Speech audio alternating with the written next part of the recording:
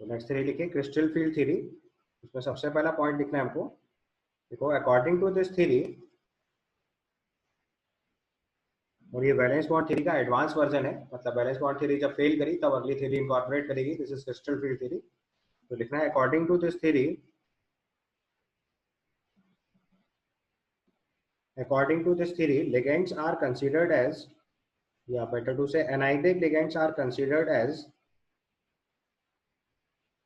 anionic ligands are considered as point charges,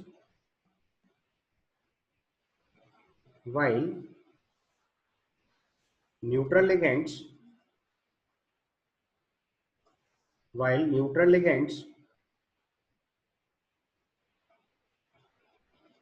as dipoles.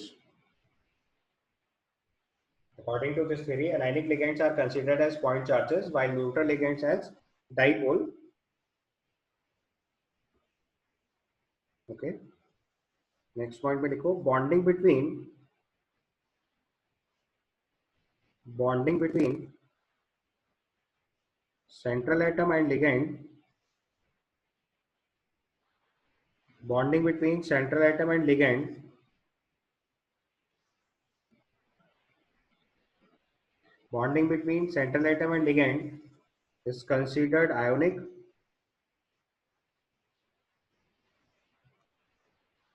That is, in between them electrostatic force of attraction is functional. That is, in between them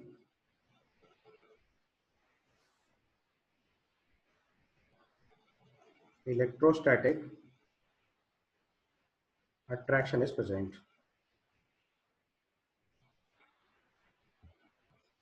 तो valence bond theory में जो हम overlapping of orbital से bonding समझ रहे थे, crystal field theory में यही बॉन्डिंग आयनिक बॉन्डिंग से एक्सप्लेन की जा रही है, जिसमें हम लिगेंड्स को, एनायनिक लिगेंड्स को पॉइंट चार्जेस की तरह से, और जो न्यूट्रल लिगेंड्स हैं उनको हम लोग डाइपोल्स की तरह ट्रीट कर रहे हैं। तो इनके बीच में एक मेटल आयन और एक लिगेंड के बीच में जो इंटरेक्शन है वो इलेक्ट्रोस्टैटिक इंटरेक्शन है, और इस बॉन्डिंग को हम लोग आयनिक बॉन्डिंग की तरह ट्रीट कर रहे हैं। ठीक है।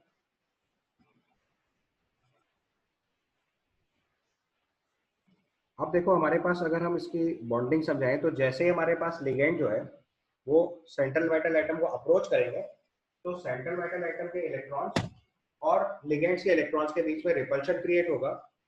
रिपल्शन क्रिएट होने की वजह से जो डी ऑर्बिटल है जिसमें इलेक्ट्रॉन्स प्रेजेंट है ट्रांजिशन मेटल्स के, उनकी एनर्जी लेवल अप हो जाता है। और जब एनर्जी लेवल अप हो जाता है तो कुछ ऑर्बिटल में रिपल्शन ज्यादा अप्लाई हो रहा होता है और कुछ ऑर्बिटल्स में रिपल्शन कम अप्लाई हो रहा होता है। तो जिनमें ज्यादा रिपल्शन लगता है उसकी एनर्जी रिलेटिवली बढ़ जाती है, और जिनमें रिपल्शन कम लगता है उनकी एनर्जी रिलेटिवली कम हो जाती है। तो इसको हम लोग स्प्लिटिंग ऑफ डी ऑर्बिटल बोलते हैं, जिसकी वजह से डी ऑर्बिटल की डीजनरेसी चेंज कर जाती है यहाँ पे, और फिर लिगेंड अपने इलेक्ट्रॉन्स को अलग अलग ऑर्बिटल्स में ट्रांसफर करते हैं। This is what is the basic theme of this theory. अब आप इसको पॉइंट बाय पॉइंट लिखेंगे। नेक्स्ट पॉइंट में लिखिए when ligands approaches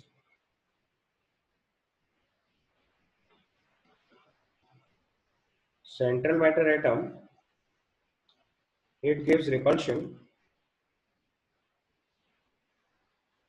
It gives repulsion to the electrons of central metal atom. It gives repulsion to electrons of central metal atom. Hence, energy of d subshell increases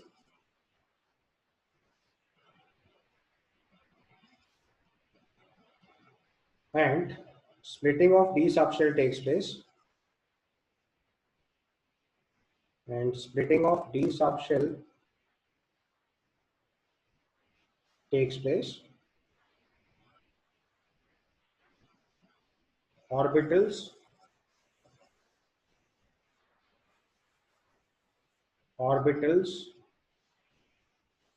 getting more repulsion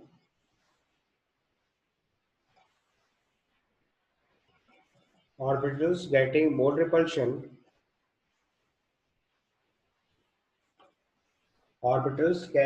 repulsion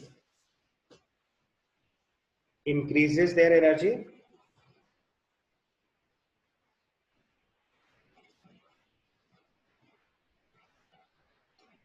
then the orbitals getting lesser repulsion.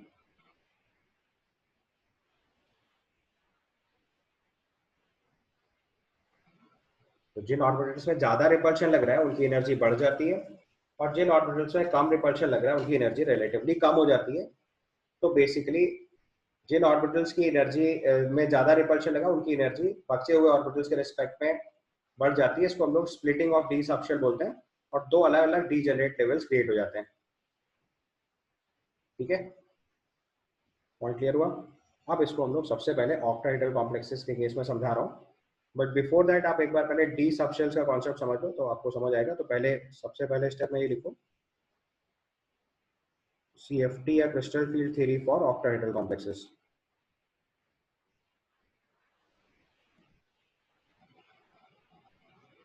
Crystal field theory for octahedral complexes. ठीक है, तो पहले मैं आपको जरा एक बार D orbital याद दिला दूं सब फटाफट। हमारे पास 5 डी ऑर्बिटल होते हैं, D X Y, D Y Z, D x Z, D x square Y square and D Z square. इसमें जो डी एक्स वाई और डी वाई जेड और डी एक्स जेड है ये in between x axis Y axes. ठीक है, D Y Z in between Y axes Z access, D x Z in between x axes Z access, D x square Y square is along x axis Y access, and D Z square is having a different shape, donut shape. इसमें एक orbital Z के along और एक ring जो है वो x Y plane में होती है। ठीक है, तो these are your 5 D orbitals. इसमें ध्यान से देखो तो जो डी एक्स वाई है वो in between x axis Y axis है, D Y z is in between Y access and z axis है, and d x z is in between x axis and z access, D x square Y square is along x axis Y axis, d Z square का एक lobe देखो Z access के along और एक ring exist कर रही है। ठीक है, तो अब अगर ऑक्टाहेड्रल कॉम्प्लेक्स की स्टडी करेंगे तो ऑक्टाहेड्रल कॉम्प्लेक्स में जो लिगेंड्स अप्रोच करेंगे they will approach along the axes. Octahedral geometry कैसे होती है, या फिर 3 डायमेंशनल 3 एक्सेस है, X axis Y axes Z axes, तो इन तीनों एक्सेस के अलॉन्ग जो है लिगेंड्स अप्रोच करेंगे।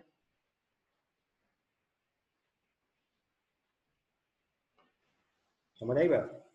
तो अगर हमारे लिगेंड्स तीनों एक्सेस के अलॉन्ग अप्रोच करेंगे तो it will be octahedral geometry. एक लिगेंड यहाँ से अप्रोच कर रहा है,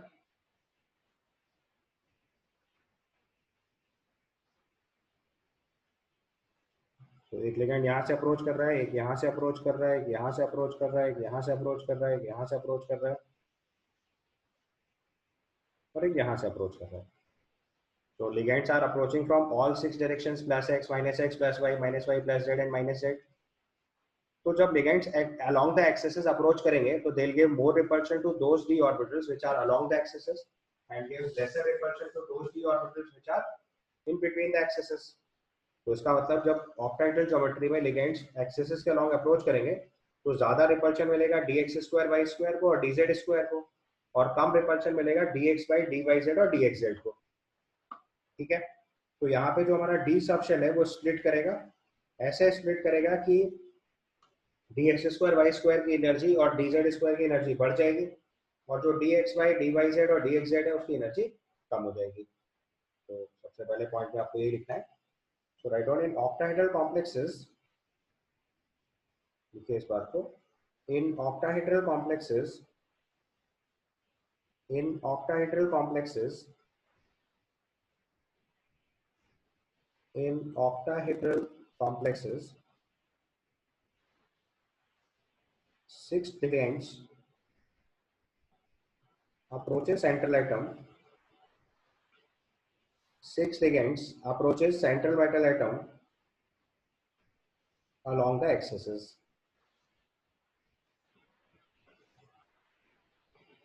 approaches central metal atom along the axes, hence gives more repulsion,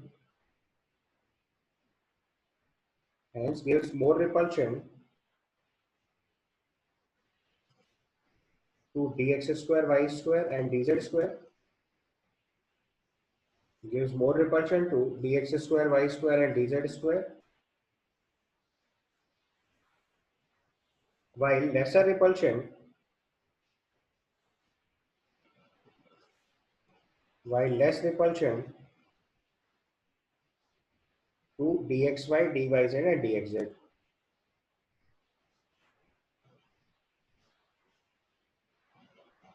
ये पॉइंट समझ में आया? तो जब लिगेंड्स हमारे एक्सिस के अलॉन्ग अप्रोच करेंगे तो आप जनरली समझ सकते हो, लिगेंड देखो यहाँ से सेंट्रल एटम को अप्रोच कर रहा है, यहाँ से अप्रोच कर रहा है, तो these are along the axis.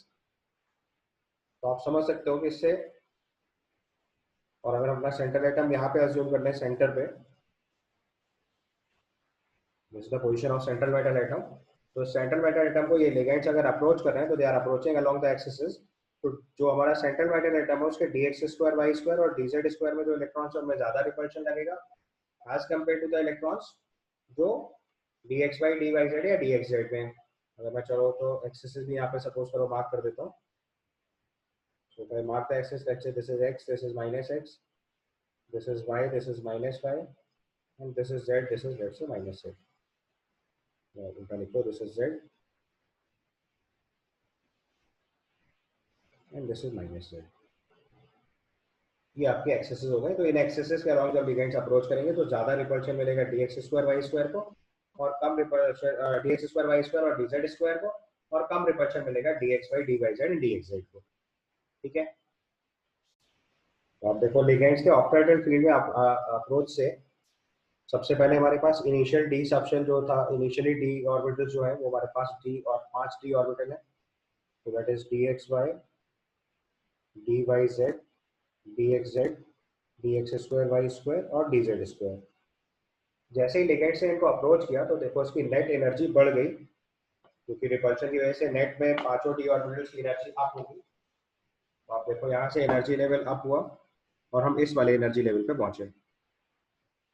ठीक है, बट इस एनर्जी लेवल पे dx स्क्वायर वाई स्क्वायर और dz स्क्वायर को ज्यादा रिपल्शन मिल रहा है as compared to dxy, dxz, dyz and dxz। तो यहाँ पे देखो डी ऑर्बिटल की स्प्लिटिंग हुई, और जिनमें ज्यादा रिपल्शन लग रहा था उनकी एनर्जी बढ़ा दी हमने। ये देखो दो ऑर्बिटल्स की एनर्जी बढ़ गई which is dx square Y square and dz square, और तीन ऑर्बिटल्स की एनर्जी कम हो गई which is dxy, dyz and dxz।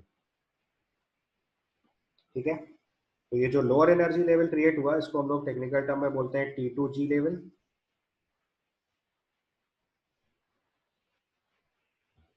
और जो ऊपर वाला एनर्जी लेवल है इसको बोलते हैं EG लेवल। तो दो एनर्जी लेवल क्रिएट हुए, T2G और एक EG। ठीक है, तो T2G लेवल और EG लेवल के बीच में एनर्जी डिफरेंस है, इसको बोलते हैं delta O। This is referred as splitting energy for octahedral complexes. Delta O is referred as splitting energy for octahedral complexes. और जो जीरो एनर्जी स्टेट है इसको हम लोग बोलते हैं बैरी सेंटर। मतलब जहां से हमारे ऑक्टाहेड्रल कॉम्प्लेक्सेस के लिगेंड्स के रिपल्शन की वजह से एनर्जी बढ़ी, तो जिस लेवल पे एनर्जी पहुंची वो हुआ बैरी सेंटर। उस बैरी सेंटर पे जाके डी सबशेल में स्प्लिटिंग हुई, dxy, dyz और dxz की एनर्जी कम हुई, dx स्क्वायर वाई स्क्वायर और dz स्क्वायर की एनर्जी बढ़ गई। तो जो एनर्जी का दो dx स्क्वायर वाई स्क्वायर और dz स्क्वायर से dxy, dyz और dxz के बीच में जो एनर्जी है उसको डेल्टा O बोलते हैं। This is called splitting energy for octahedral complexes. हम लोग यहाँ पे टर्म लिखेंगे डेल्टा O, इसको बोलेंगे splitting energy, splitting energy for octahedral complexes।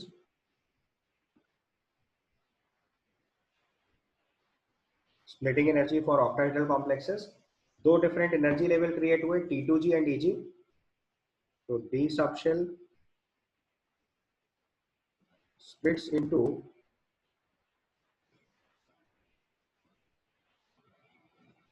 two energy levels T2G and EG। अब T2G में देखो तीन ऑर्बिटल इक्वल एनर्जी के हैं, इसलिए T2G ट्रिपली डी जनरेट है, और EG के अंदर देखो दो ऑर्बिटल इक्वल एनर्जी है तो डबली डी जनरेट है। ये भी पॉइंट ऐड कर लेना है, T2G is triply D generate, T2G is triply D generate। Degeneracy का मतलब समझ रहे हो ना, स्ट्रक्चर ऑफ एटम में सीखा होगा आपने। डीजनरेसी का मतलब होता है ऑर्बिटल्स ऑफ इक्वल एनर्जी। तो ट्रिपली डी जनरेट, या नहीं क्लियर है तो ब्रैकेट में लिख लो, three orbitals of equal energy, three orbitals of equal energy, and Eg is doubly degenerate, and Eg is doubly degenerate.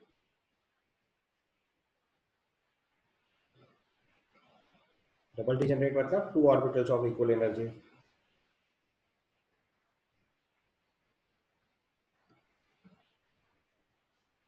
ठीक है, तो T2G लेवल जो है उसमें 3 ऑर्बिटल इक्वल एनर्जी है, और जो Eg लेवल है उसमें 2 ऑर्बिटल इक्वल एनर्जी है. ठीक है, और यहाँ पे जो टर्म G यूज कर रहे हैं इसका मतलब होता है जिरेट, या इसी को हम लोग सिमेट्रिकल बोलते हैं. ऑल्दो अपने कोर्स की बात नहीं है तो आप छोड़ भी सकते हो, नॉट नीडेड. लेकिन कम से कम डीजेनरेसी क्लियर होनी चाहिए, क्योंकि डीजेनरेसी में स्ट्रक्चर ऑफ एटम में क्वेश्चन आता है, तो यहाँ पे भी डीजेनरेसी पूछी जा सकती है. तो डी ऑर्बिटल की स्प्लिटिंग होने के बाद दो डिफरेंट एनर्जी लेवल क्रिएट हुए, T2G लेवल, एक Eg लेवल. T2G लेवल की डीजेनरेसी 3 है, 3 ऑर्बिटल इक्वल एनर्जी के हैं, dxy dy z dx है. और जो Eg लेवल है उसमें 2 ऑर्बिटल इक्वल एनर्जी है, dx स्क्वायर y स्क्वायर और dz स्क्वायर. T2G और Eg लेवल का जो एनर्जी डिफरेंस है वो है डेल्टा O. अब देखो, आपको पता है कि जो एनर्जी रिपल्शन की वजह से टोटल बढ़ी हुई है वो तो वेरी सेंटर तक गई. अब वही एनर्जी रीडिस्ट्रीब्यूट हुई तो dxy dyz dxz की एनर्जी कम हुई, और dx square y square dz square की एनर्जी बढ़ी. तो इसका मतलब ये जो एनर्जी है वो इक्वल डिस्ट्रीब्यूशन में जाएगी, यानी कि जितनी एनर्जी कम हुई है एग्जैक्टली उतनी एनर्जी बढ़ी होगी. तो नीचे देखो, टोटल 6 इलेक्ट्रॉन्स है और ऊपर 4 इलेक्ट्रॉन पॉसिबल है. नीचे 3 ऑर्बिटल है, ऊपर 2 ऑर्बिटल है. तो 3 ऑर्बिटल्स की जितनी एनर्जी कम हुई उतनी एनर्जी 2 ऑर्बिटल्स में बढ़ गई.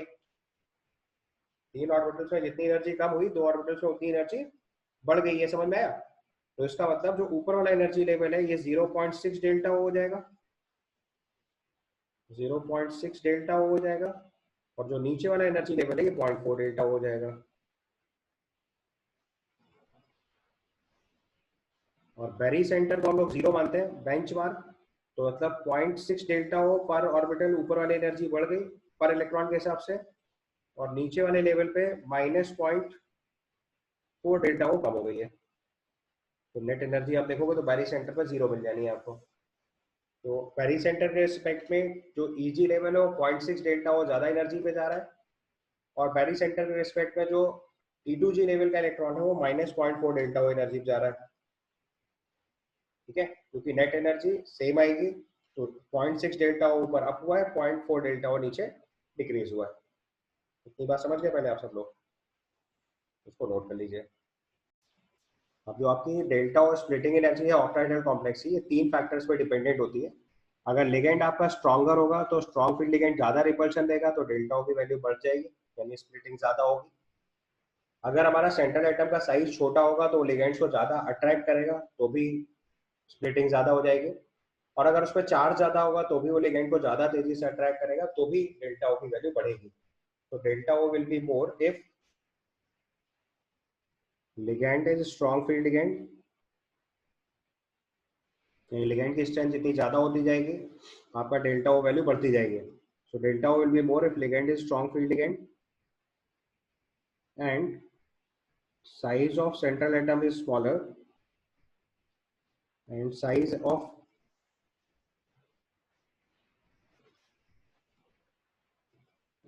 of central metal atom is small.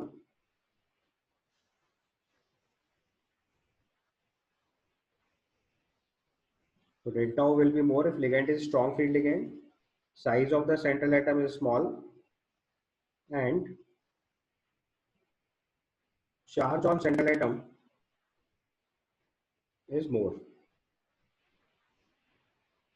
In 3 factors पे ये बेसिकली डिपेंडेंट है. स्ट्रॉन्ग फील्ड लिगेंड के केस में डेल्टा ओ ज्यादा होगा, सेंट्रल मेटल एटम का साइज छोटा होने के केस में भी ये वैल्यू ज्यादा होगी, और चार्ज ज्यादा होने के केस में भी ये वैल्यू ज्यादा हो जाएगी. तो नेक्स्ट अब लिखिए pairing energy. So write down, it is the amount of energy required. It is the amount of energy required. It is the amount of energy required to pair an electron, in an orbital.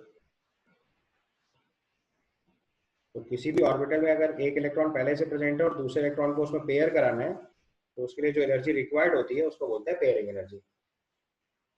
अब देखो जो हमारे पास दो degenerate orbital create हुए D subshell में, उनमें जब हम एनर्जी इलेक्ट्रॉन फिल करना स्टार्ट करेंगे, तो आपको पता है कि यहाँ पे बेसिकली प्रिंसिपल पहले ऑफ-बाउ प्रिंसिपल और हंस रूल, दो रूल्स का बेसिकली कॉम्बिनेशन है। तो अगर हम इलेक्ट्रॉन फिल करना शुरू करेंगे तो dxy में पहला इलेक्ट्रॉन जाएगा, फिर dyz में दूसरा इलेक्ट्रॉन जाएगा, dxz में तीसरा इलेक्ट्रॉन जाएगा।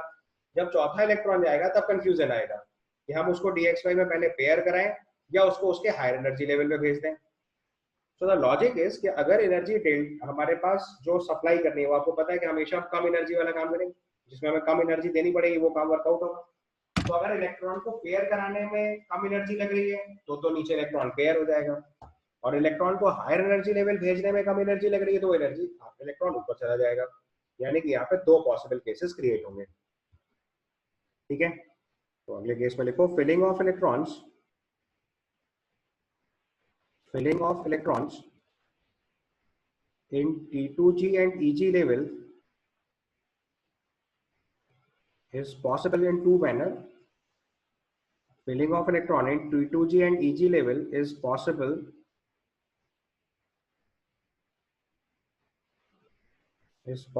in two ways.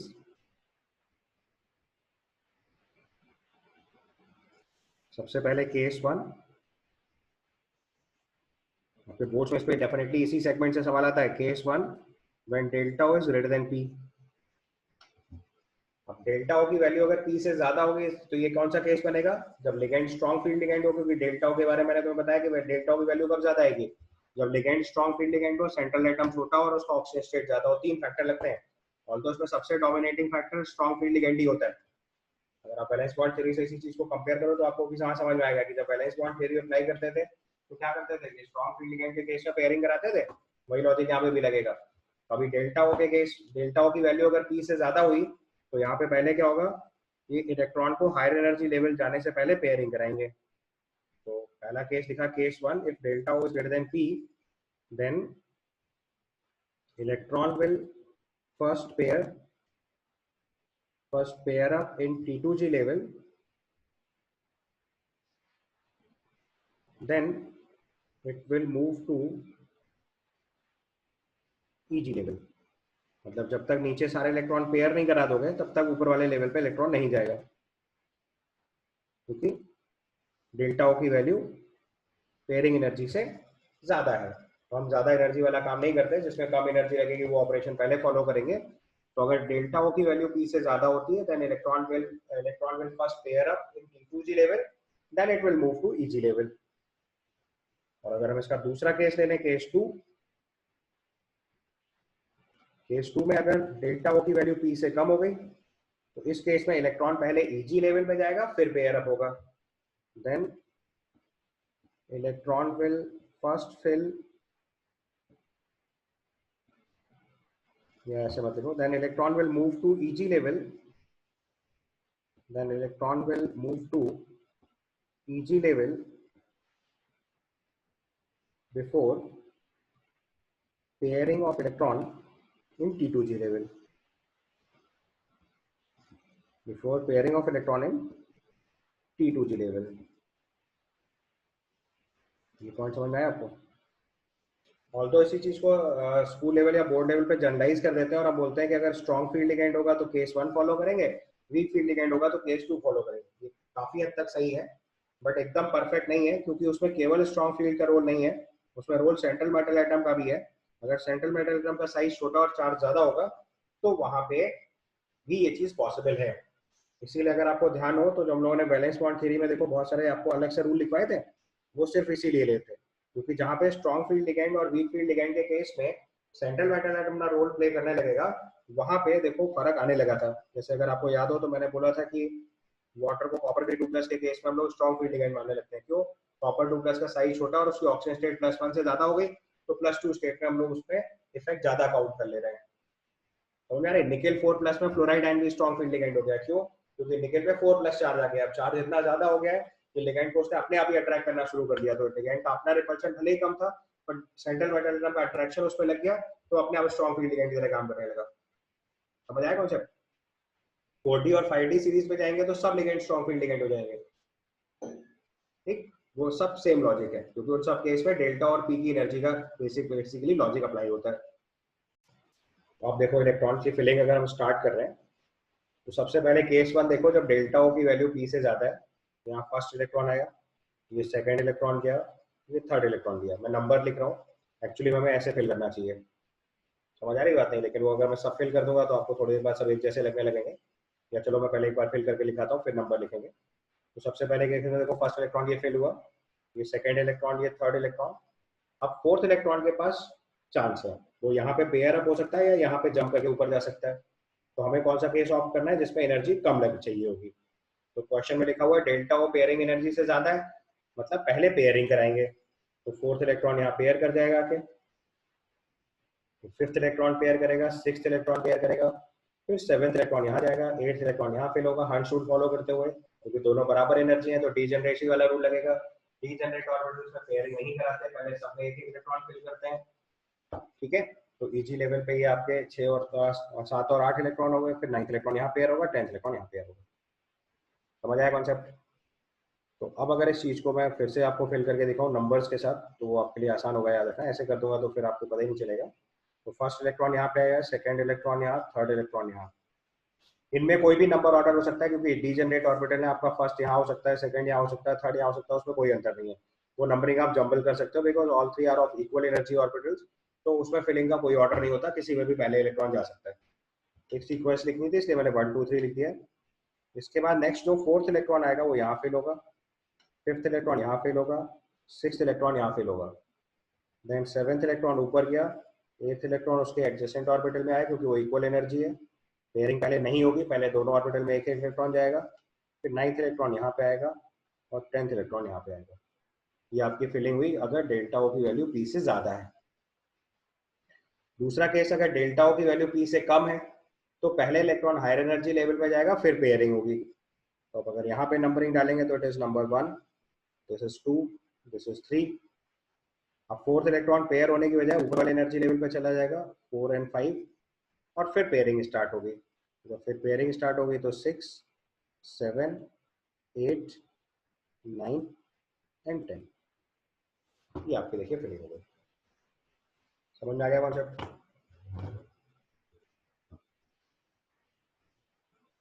तो आपके D1 से लेके D10 तक के कॉन्फ़िगरेशंस हो गए जिनकी फिलिंग मैंने आपको समझाई। अब इसी चीज को आप चार्ट के फॉर्म में लिख डालो फटाफट। समझ गया ना फिलिंग कैसे करनी है। दो अलग अलग केस में फिलिंग है।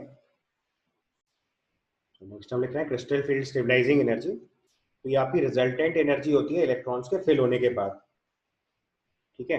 तो आपको पता है कि अगर कोई भी इलेक्ट्रॉन T2G लेवल में जाएगा तो उसकी एनर्जी माइनस पॉइंट डेल्टा हो जाएगी, और अगर वो EG लेवल में जाएगा तो उसकी एनर्जी प्लस 0.6 डेल्टा हो जाएगी। तो अगर इसको थोड़ा सिंप्लीफाइड फॉर्म में लिखें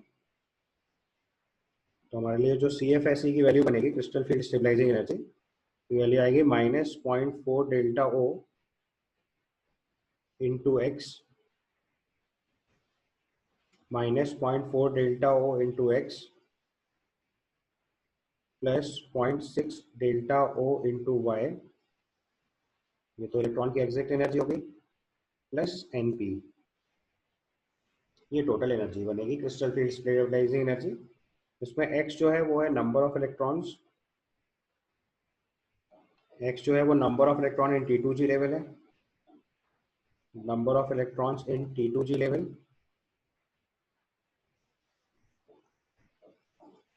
y जो है वो number of electrons in EG level, और n जो है वो number of electrons paired up. n जो है वो नंबर ऑफ इलेक्ट्रॉन्स पेयर्ड या number of electrons additionally paired, अगर ध्यान से लिखो, number of electrons additionally paired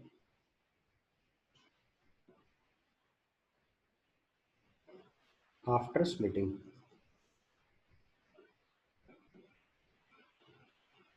मतलब जितने इलेक्ट्रॉन पहले से पेयर्ड थे उसके बाद कितने इलेक्ट्रॉन और पेयर हुए उनका नंबर n होता है। सो n is number of electrons additionally paired after splitting.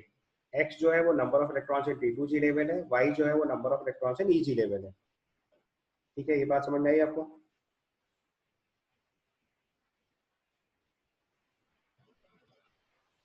अब इसको हम लोग जरा कैलकुलेट करेंगे, तो आप सारे केस लिखना शुरू करो। तो एक पहले कॉलम में लिखो कॉन्फ़िगरेशन।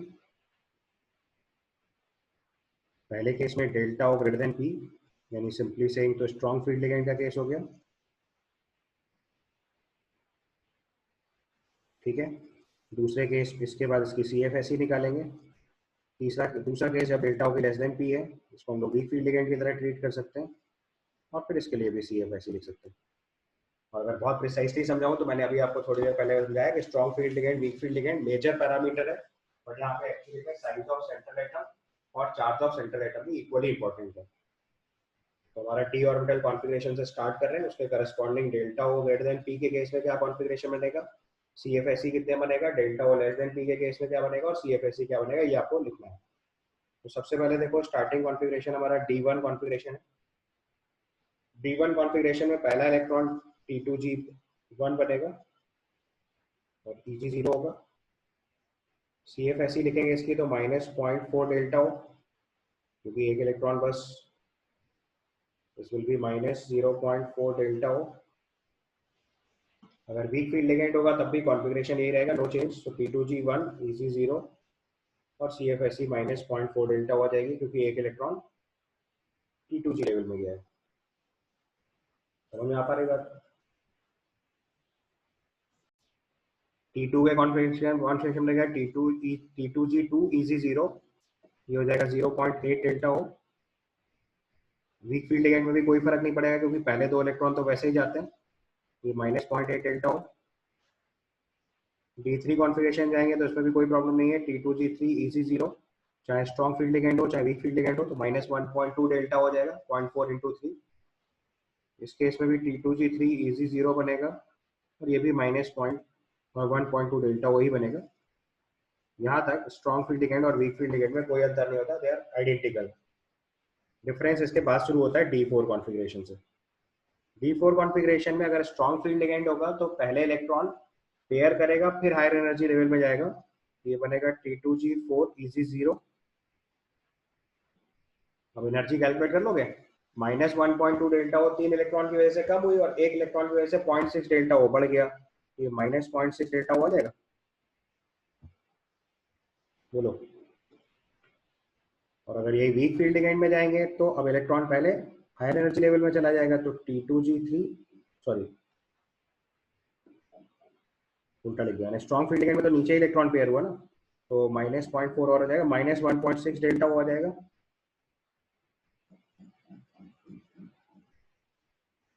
-1.6 डेल्टा हो जाएगा। और अगर आप D4 कॉन्फ़िगरेशन स्टार्टिंग में देखोगे तो D4 में इलेक्ट्रॉन कैसे फिल हो रहे हैं? बोलो, D4 कॉन्फ़िगरेशन कैसा दिख रहा है आपको?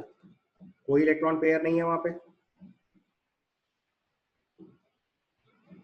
अब साथ में चाहो तो कॉन्फ़िगरेशन बनाते हो चलो। तो D4 कॉन्फ़िगरेशन लिखेंगे तो इसमें कोई भी इलेक्ट्रॉन पेयर नहीं है, ऐसे है। लेकिन जब आपने T2G4 लिखा तो T2G4 कॉन्फ़िगरेशन में क्या हुआ, एक इलेक्ट्रॉन पेयर कर गया। तो एक इलेक्ट्रॉन पेयर कराने की और एक्स्ट्रा एनर्जी रिक्वायर्ड होगी, तो यहाँ +P और करना पड़ेगा।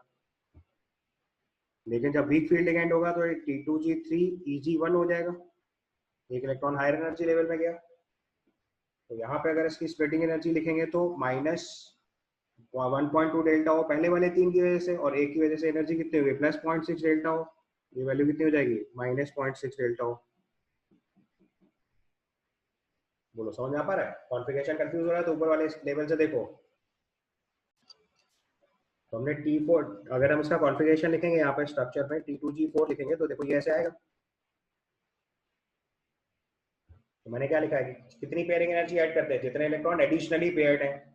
यहाँ तो कोई इलेक्ट्रॉन पेयर नहीं था, यहाँ देखो एक इलेक्ट्रॉन पेयर हो गया, ये एक्स्ट्रा एनर्जी रिक्वायर्ड होगी, तो ये +P और आ गया। हमने अगर इसकी टोटल स्प्लिटिंग एनर्जी निकाली तो फॉर्मूला लगाओ, -0.4 delta O into 4 +0.6 delta O into 0 +P। ये वैल्यू आएगी सी एफ एस सी की सॉल्व करके, और उसको सॉल्व करके देख लो पूरा। ये -1.6 डेल्टा O +P आ जाएगा। ठीक है, समझ आ गई बात?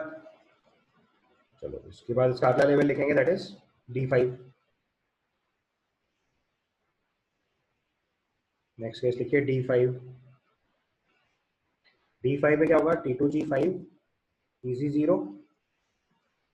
तो पांचों इलेक्ट्रॉन अगर इसी लेवल पे आ गए तो -2.0 delta O plus 2p, -0.2 delta O plus 2p। समझ आया? और इस लेवल पे जाएंगे तो ये हो जाएगा T2G3 EG0, सॉरी EG2, और ये CFSE यहाँ पे 0 बन जाएगा, क्योंकि जितनी 3 इलेक्ट्रॉन की एनर्जी कम हुई उतनी 2 इलेक्ट्रॉन की बढ़ गई, नेट एनर्जी 0 आ जाएगी। चेक कर लो एक बार ध्यान से। नेक्स्ट देखो D6 कॉन्फ़िगरेशन। तो कॉन्फ़िगरेशन बनेगा T2G6 EG0, फिर -2.4 डेल्टा O प्लस 2p बनेगा। क्यों प्लस 2p? क्योंकि देखो D6 में पहले एक इलेक्ट्रॉन पेयर था और T2G में 3 इलेक्ट्रॉन पेयर है। एडिशनली कितने इलेक्ट्रॉन पेयर कराए? 2। एक तो पहले से पेयर था ना, तो उसकी एनर्जी तो हमारे पास पहले से ही थी। 2 एक्स्ट्रा पेयर कराए तो उसकी एक्स्ट्रा एनर्जी रिक्वायर्ड होगी प्लस 2p। तो यहाँ प्लस 3p नहीं करना है, be very careful at this place. It should be plus 2p, not plus 3p, क्योंकि एडिशनली 2 इलेक्ट्रॉन पेयर किए गए। ठीक है, समझ में आ गई बात? ऑल्दो आपके बोर्ड्स लेवल में p वाली एनर्जी नहीं लिखनी होती है, आप केवल अगर डेल्टा O भी लिख लोगे तो भी चलेगा, क्योंकि पेयरिंग एनर्जी को वो निग्लेक्ट करवा देते हैं, बोल देते हैं पेयरिंग एनर्जी मत कंसीडर करो। बट अगर परफेक्ट समझना है तो मैंने पूरा लिख दिया है। इसका D7 कॉन्फ़िगरेशन में, अच्छा इसी को अगर वीक फील्ड लिगेंड में चेक करेंगे तो T2G4 EG2 हो जाएगा, और अब इसकी नेट एनर्जी आ जाएगी -0.4 डेल्टा O। ठीक है, then comes D7 configuration. D7 configuration लिखोगे तो ये हो जाएगा T2G6। अब तो ये फुल हो गया, तो अब तो EG में इलेक्ट्रॉन जाएगा ही, तो T2G6 EG1, T2G6 EG1। अब की बार एनर्जी लिखेंगे तो प्लस 0.6 डेल्टा और आ गया, तो ये -1.8 डेल्टा O। और अगर D7 कॉन्फ़िगरेशन लिखेंगे तो 2 इलेक्ट्रॉन पहले से ही पेयर्ड है, तो अब 1 इलेक्ट्रॉन की पेयरिंग एनर्जी और चाहिए होगी, तो प्लस p लिखेंगे यहाँ पे। सो -1.8 डेल्टा O प्लस p। और जब इसी चीज को वीक फील्ड में लिखेंगे तो ये T2G5 हो जाएगा आपके लिए। This will be T2G5 EG2। 2 electron पहले भी पेयर्ड थे, 2 इलेक्ट्रॉन अभी भी पेयर्ड है, तो उसमें कोई पेयरिंग एनर्जी रिक्वायर्ड नहीं होगी। ये वैल्यू हो जाएगी -0.8 डेल्टा O। ठीक है, समझ में आई बात? उसके बाद D8 में जाएंगे, अगर हम ये चीज चेक कर लें तो D8 कॉन्फ़िगरेशन क्या बनेगा, T2G, अब 1 इलेक्ट्रॉन और ऊपर चला जाएगा, तो ये हो जाएगा T2G6 EG2। तो ये वैल्यू आ जाएगी -1.2 डेल्टा O। अब देखो 3 इलेक्ट्रॉन पहले भी पेयर्ड है और बाद में भी पेयर्ड है, तो कोई एक्स्ट्रा एनर्जी रिक्वायर्ड नहीं है, तो पेयरिंग एनर्जी नहीं लिखनी पड़ेगी। जबकि अगले केस में भी लिखेंगे तो ये भी देखो T2G6 EG2 आ जाएगा। अब देखो D8 कॉन्फ़िगरेशन फिर से सेम हो गया, strong field ligand weak field ligand में कोई अंतर ही नहीं है, ये -1.2 डेल्टा हो गया।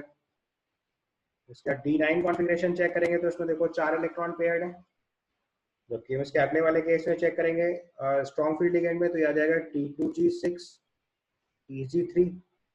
यहाँ भी देखो 4 इलेक्ट्रॉन पेयर्ड हो गए, तो ये वैल्यू आ जाएगी -0.6 डेल्टा हो। जबकि वीक फील्ड लिगेंड में भी चेक करेंगे तो भी सेम कॉन्फ़िगरेशन आएगा, T2G6 EG3, ये भी -0.6 डेल्टा हो।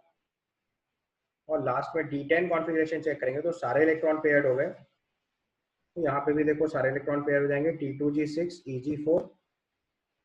इसका डेल्टा O चेक करेंगे तो 0 आ जाएगा, क्योंकि 6 इलेक्ट्रॉन लोअर एनर्जी में, 4 इलेक्ट्रॉन हायर एनर्जी में, नेट एनर्जी कैंसिल, 0।